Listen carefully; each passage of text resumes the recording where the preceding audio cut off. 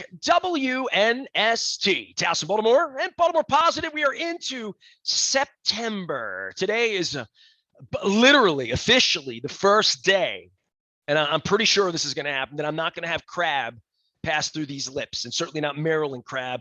This guy has been patiently dealing with me as our chief digital officer for all things here at Web Connection. We welcome Mike Rosenfeld back onto the program to chat it through. You know, hey, your name and your thoughts came up on Monday when I was sitting at the boat yard. Excuse me. I keep calling it boat house. There was a boat house in Norfolk that had concerts. The boat yard is in Eastport with crab cakes. I was sitting there with Larry Hogan and we started talking about this broadband thing, and I saw him getting into it last week. You and I talked about it a couple of weeks ago. Dude, I went to Western Maryland.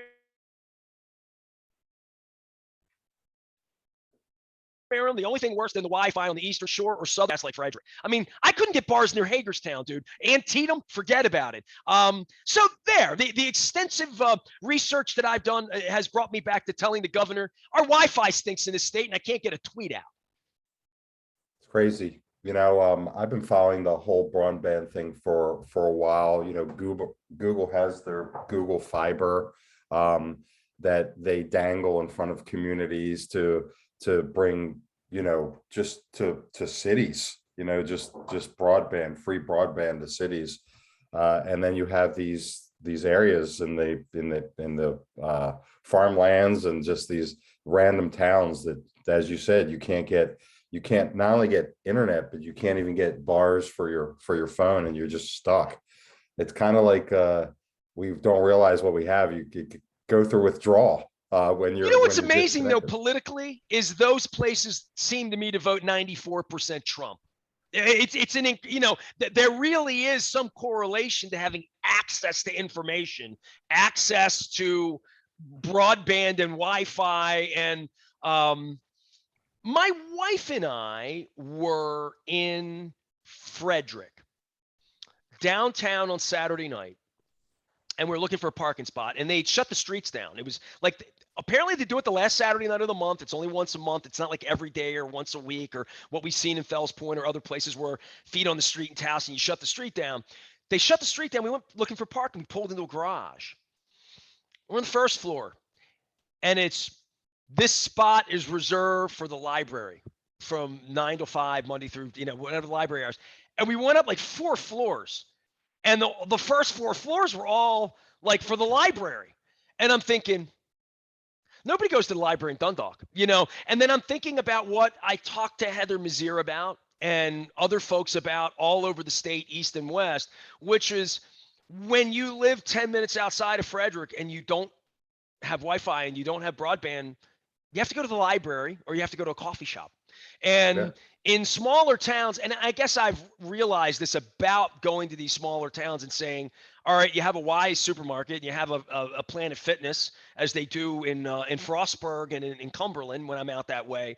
But I'm thinking, where do you go to get a steak around here? Where do you go to get the train around here? How do you get to the airport from here? How do you access getting to New York or to Washington or other places? Or how does information get to you? And do you go to Oriole games? And how often do you drive anywhere other than off of this farm? And how often have you ever driven off of this farm? So I start to ask these questions, but I've really seen a difference in truly in lifestyle between the way I live here and the way lots and lots and lots of other people live in Salisbury, Westminster, west of West. I say Westminster. I mean, you don't have to be far out of the city to be out of the city and live a different way. Well, so let's dig into that a little bit. You know, we've talked in the past about the good and the bad and the ugly with internet access and what comes with that. You know, I think back and look, I've made a nice living and I love what I do. And if it weren't for the internet, that wouldn't be the case. But I'm just, I remember back in the day where you would get your news one half an hour a day from the evening news, and that's kind of how you educated yourself of what was going on. And you got encyclopedias and you read Time.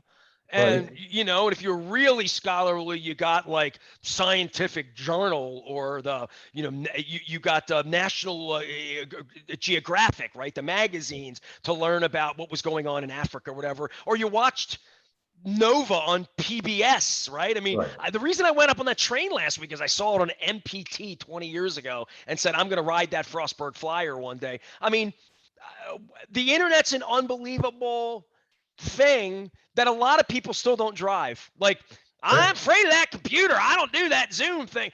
There's a lot of that going on in the world where technology has left people. Well, and think of, look, back when we were young, and we got our news, yeah, younger, thank you.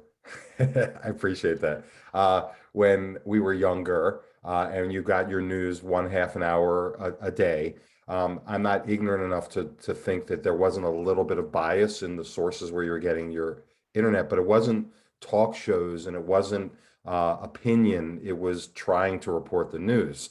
So the question is, and I want to hear your observations because we talked last week. You talked to me about peach cake. Oh, by the way, I made my own peach cake. We'll talk about that at another How'd that time. go? It went well, but I What didn't did you have. use as the what was the cake? Was it just Duncan Hines? It I mean, was was it? By the it was way, by the way, yeah. Miss Mary Ada, she uses Duncan Hines yellow cake. That's what she uses in a Smith Island cake is Duncan Hines yellow cake. So Yeah. whatever you make, and I'll tell you that Fenwick is way different than Simon's. They're both peach cake. Uh-huh. They have a similar quality, but the peach cake at Fenwick the bread is more along the lines of a Philly pretzel. It has a little bit more depth to it, a little bit more bite to it, a little bit more body. It holds up a little better. Whereas like what I'm getting at Simon's delicious, but it's more of a pastry. It's more of a Danish quality to the bread, but it's not. I got a muffin out in Western Maryland. It was a pineapple muffin. I thought I was going to love it. It was trash. It was like cake batter with a cake muffins. Muffins aren't cake batter. Just to let people know that if it's cake batter, it's not a muffin. It's a cupcake. Just I want to make that just delineation. At some point, I'll get Duff on or somebody will debate this. I'm going to answer your question, and I'm not going to put you in my category. I'm more than proud and not ashamed to admit that I'm an ADD guy. But I just totally shifted the conversation, The peach and we cake. went off on a tangent, which is totally Peach good. That's cake's what happened. fine. How did you make your peach cake? I need to know. I did it from scratch. It was Flour? sifted flour, sugar, baking So soda, you just baking made powder. dough, basically. Yeah, I mean, I went at it, mixer and Well, they call cinnamon it peach sugar. cake, but it's really peach bread. I've called it peach bread, but the sign says peach cake. I assure you that what they're serving it on is really a bread. Yeah, It is. mine was definitely a cake, and it turned Okay. out it turned out well. I washed it down with peach sherbet. I mean, I got 10 pounds of Dude, peaches we in the went to dinner freezer. Tuesday night at Cured. And John Allen and his beautiful wife Erin took me and my wife out for dinner before Atlantis. And this is like it's outside the lawn of Merriweather. It's like, right outside the lawn of Merriweather. There's new buildings before you get to the mall. And it was a peach celebration. I actually took a picture of like how peachy it was. And it's a Yeah, theme kind of speakeasy joint, and it's cool. It's yeah. fantastic. Had a great experience, but they had a peach flight. So my wife and I got a 5 course. I'm not BSing you. A 5 course peach dinner last night. So when you start to interject peach bread into a broadband conversation, I only got a week left of peaches. I only have a week left of peach cake, bread, whatever Right. you want to call it. I'm ready to talk. I'll talk football next week. I'll talk broadband. I'll talk peaches right now. Right. I'll talk go watermelon. I'll talk heirloom tomatoes right now. Hmm. I don't really want to talk white corn because we got our first sort of questionable batch, and I've seen a lot of corn grow in the last month. But you wanted to talk broadband. You had some topic. Go ahead. No, it's all good. It's all good. I want to go back to, last time we spoke, and I actually talked about our conversation when I was at the golf tournament with some buddies about how I kind of envied your, I know you said you weren't going to say it, but I will, your crab cake tour because you were going to places in the state that I've heard of and never been to. And I kind of in my mind said, enough's enough. Uh, it's time for me to explore what's great about the state, I and I'm, inspired you, did I? you did. I love to I'm inspire people. I think that's the highest. praise you can receive, Yeah. even more than I love you or giving me money. Yeah. If I can make you go experience something and come back and say thank you, Yeah. that's kind of priceless at this point to me. Yeah, I like to pay my bills and I need sponsors. It's all cool. But above and beyond that, other than a wet kiss on the cheek or, giving me peach cake, the Right. greatest appreciation I can feel is I did that because you told me to do it, and it was freaking great. And Right. like I hope to be that guy in life. I really do.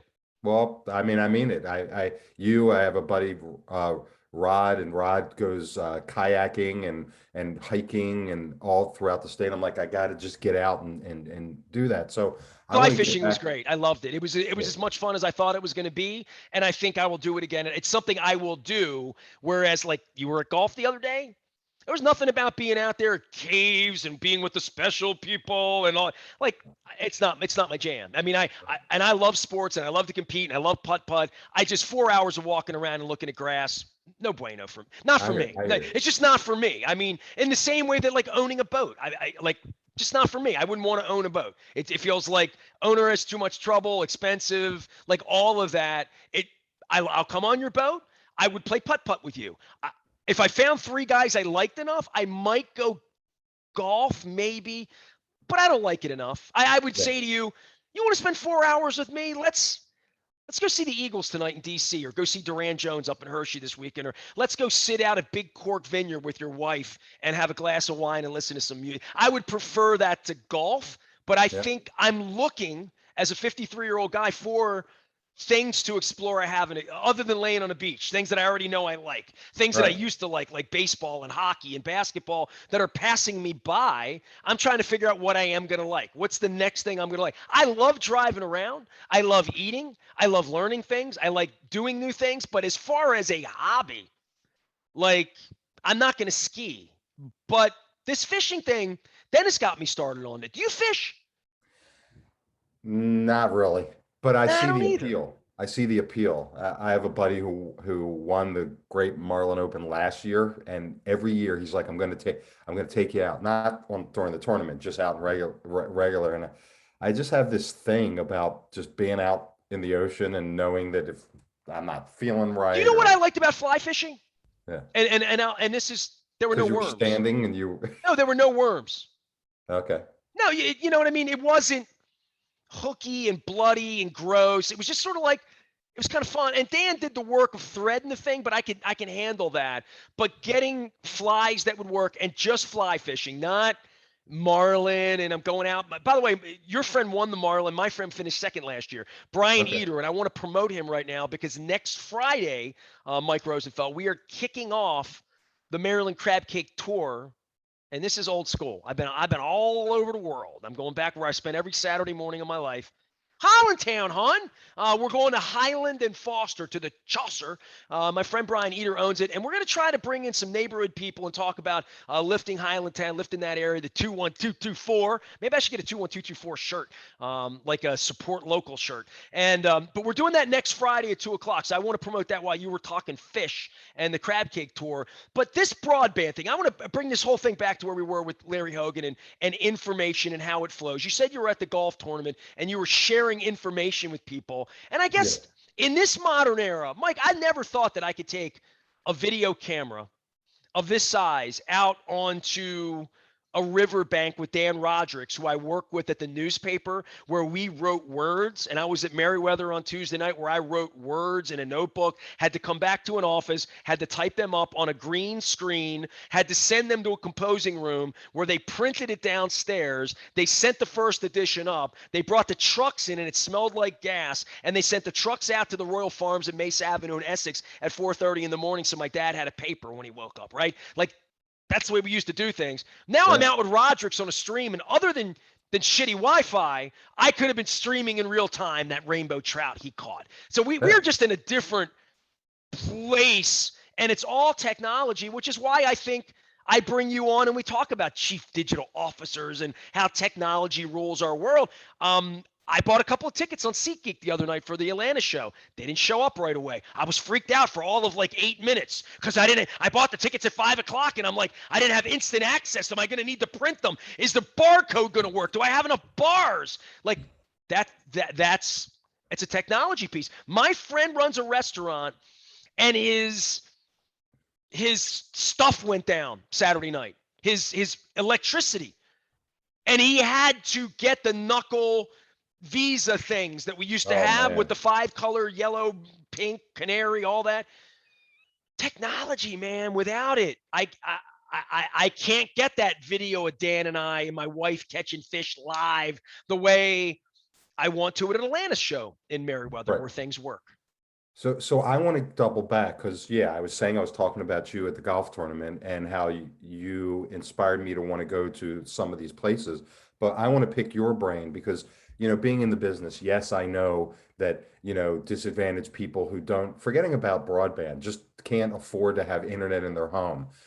Children that are supposed to do reports and don't have access to the internet. I know all about that. What I'd like to know is what, other than your trials and tribulations of not being able to upload the fish and all that stuff, what you took from these towns and these people that you were talking about, and what the lack of broadband meant for them. Yes, going to the library to have to get your fix of internet. You I see think it that. makes your community very, very small.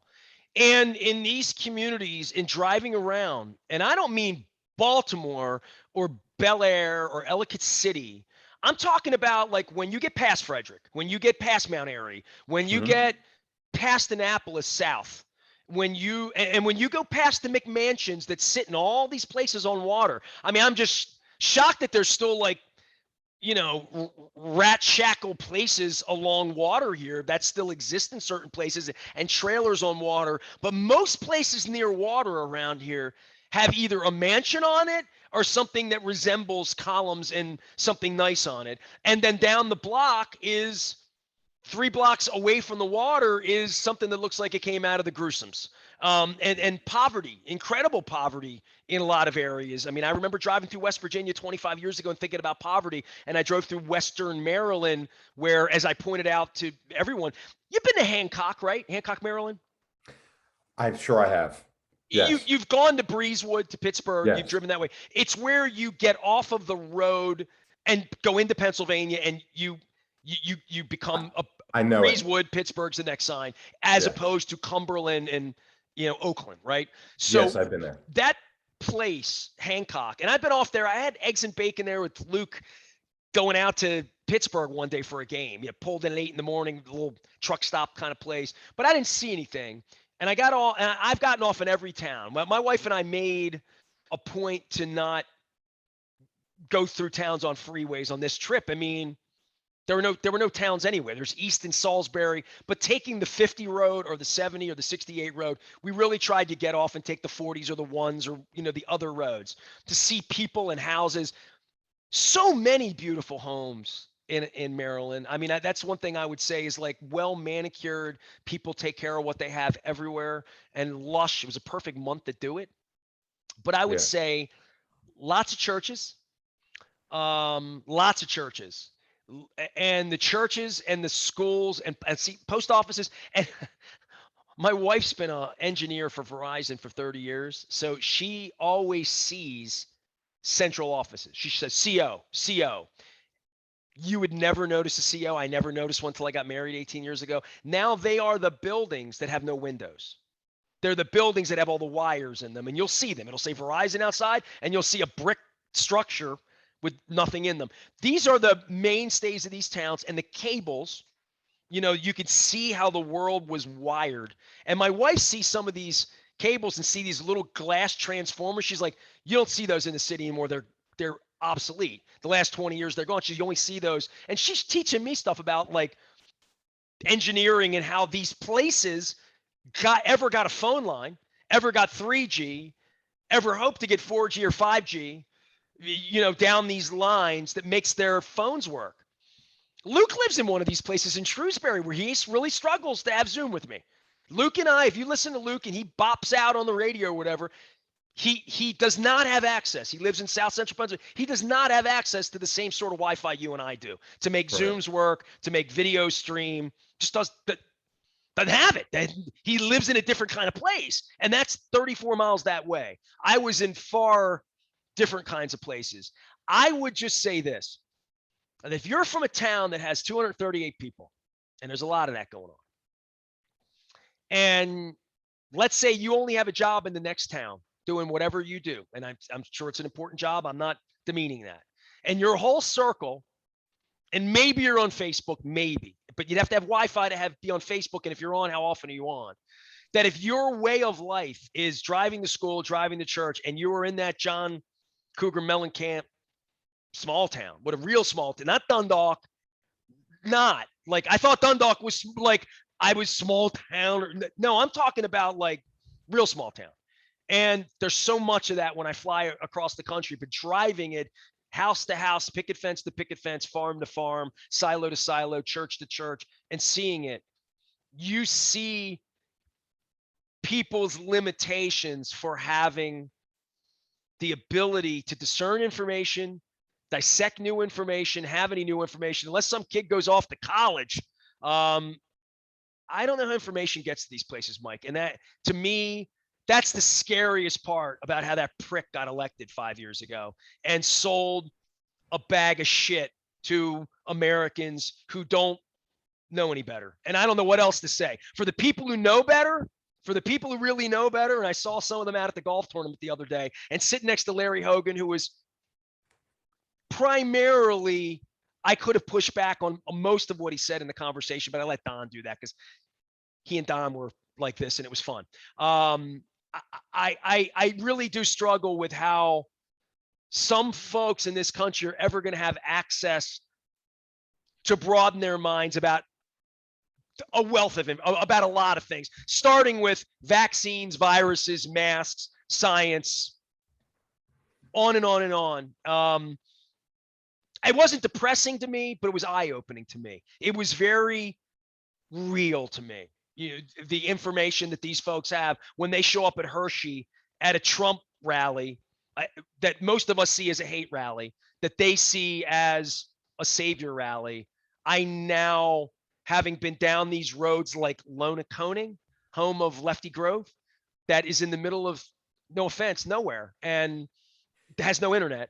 And it's in a valley where it's a long way to get to Frostburg, and they don't have much at Frostburg. God bless them. They're on a hill. Cumberland, a little more, right? In Oakland, I've heard about Oakland forever. Oakland, Maryland. Oakland, we take the temperature there. It snows there. I went to Oakland. Oakland's really small. Like and beautiful. Like I had a great antique experience. I had a great ice cream cone. Beautiful, beautiful part of, but it's really small. Like, and I didn't realize how small some of these places are and how isolated.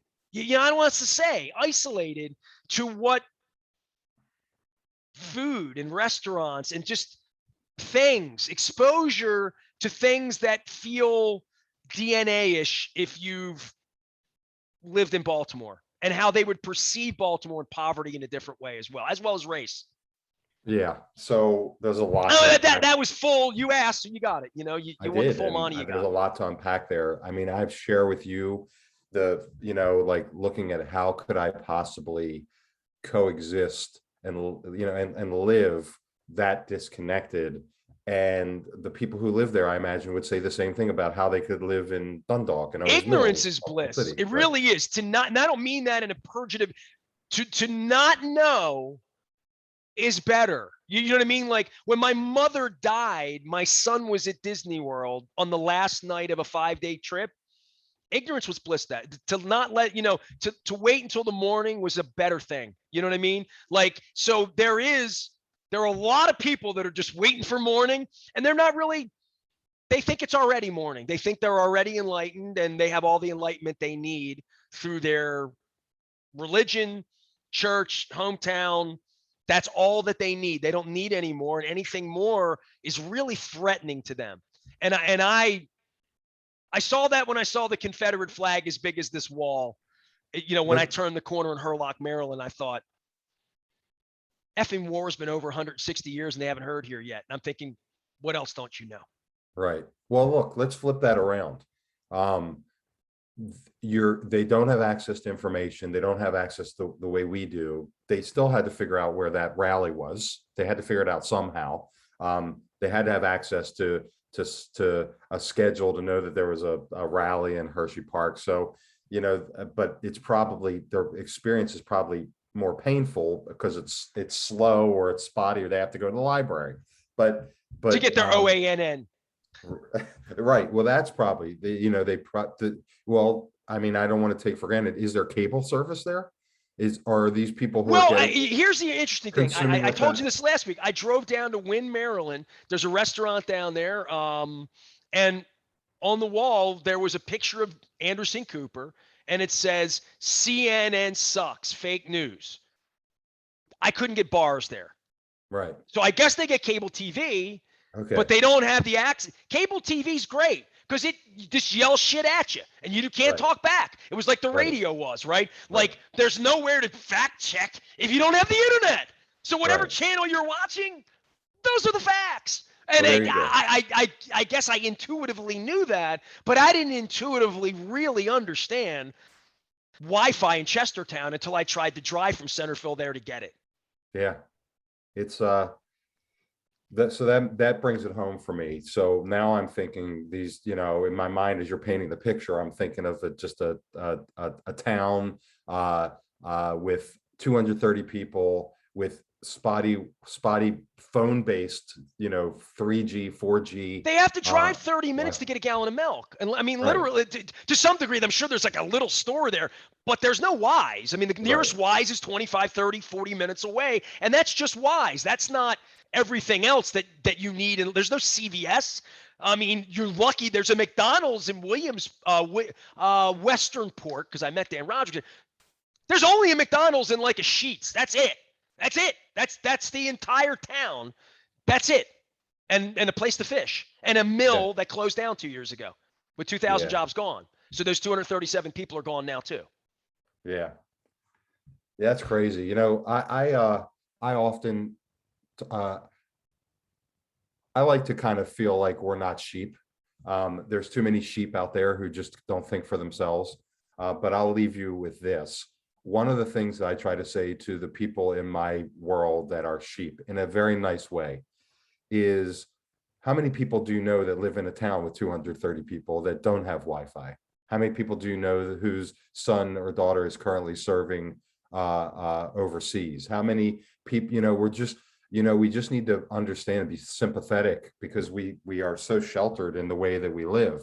And even while you're speaking, I'm like, I wonder how I would survive there if the pace was slower and I wasn't. Believe me, I saw a place I thought it'd be cheap to live here. It's beautiful. I get left alone. But what the hell would I do? Yeah. Oh, I would just hang on the internet. Oh, it'd be trouble to get the internet here. All of a sudden, and if I wanted to go to a Ravens game, think about the effort it would take, or an Oriole game, or get on a plane, or go see Springsteen in New York, or go to Alanis Morissette if I lived in, I'm just making up Leonardtown. I mean, which was beautiful. I mean, stunningly beautiful, but a long way from everything, like literally. Mike Rosenfeld is my friend. He is our chief digital officer. We try to talk digital things. Sometimes we talk about peaches, and I like that as well. It's called watermelon and crab cakes. Next week, we might even talk a little bit of football. Tell me what you do at Web Connection, and tell them how to find you, because you certainly have been helpful to me. Sure, I appreciate it. So yeah, Web Connection, we're outsourced chief digital officers. We work with small to mid-sized businesses who just recognize that the internet, their website, their apps, their social media should be filling the funnel with new business opportunities, and they know they're not. And they look at their internal team and they know that they don't have any visionary, anyone who's qualified to lead that initiative. So they hire my firm on a very affordable part-time basis to be that role, to learn the business, to roll up our sleeves, to develop their overall strategy and execute on that strategy. And our clients get a return on that investment by, as I said, filling the funnel with new opportunities and new business and helping them grow. So, and sometimes a guy like me calls you on Monday and said, I can't make my iCloud work. I can't get these videos off. And then all of a sudden I plug my phone in. Can you see I plugged it in? And it just showed up. So I literally, you fixed it. See, I mean, what a great chief digital officer. You heard me, you listened to me, and then you've come a long way. Then Apple fixed it, and you look like a genius. Find Mike Rosenfeld, my friend, at a Web Connection. You can find him through me. You can email me, email him, find him out on LinkedIn, and hear him in our commercials. I'll check in with you next week. We'll have football around here, so all that peaches and fixing the world goes away. Now it's just, let's beat Chucky. That's all we got to learn about next week. Looking forward to it. Mike Rosenfeld, my pal, joining us here. Find him out at Web Connection. You can find me anywhere the internet is served, but you got to have bars to have. And I don't mean, well, that helps too. Like a bar like the Chaucer, where we're going to be next Friday, having some crab cakes at 2:00. Maryland Crab Cake Tour is extended out beginning next week. We're going to be at Costas with Johnny O 2 weeks from now.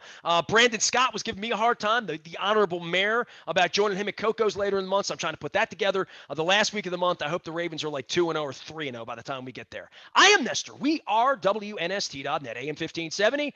Towson, Baltimore. We never stop talking Baltimore positive. And how many bars you got?